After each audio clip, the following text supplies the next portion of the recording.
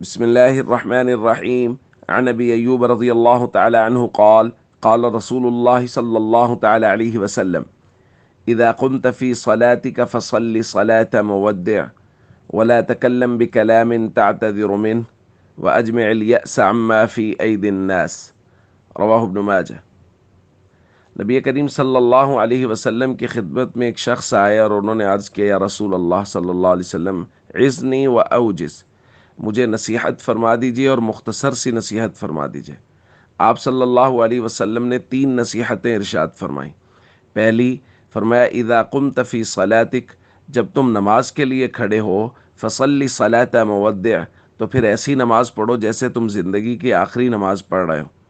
دوسرا فرمایا: ولا تکلم بکلام تعتذر منہ، ایسا کلام نہ کرو جس سے بعد میں تمہیں معذرت کرنی پڑے۔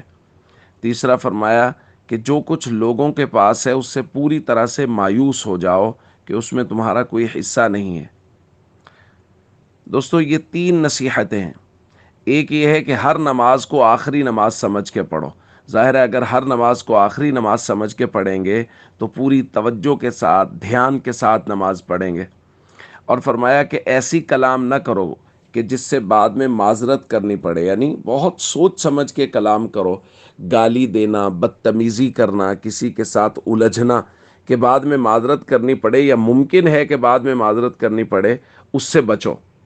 اور تیسرا فرمایا کہ جو کچھ تمہارے پاس ہے بس وہی تمہارا ہے، جو لوگوں کے پاس ہے اس سے پوری طرح سے مایوس ہو جاؤ۔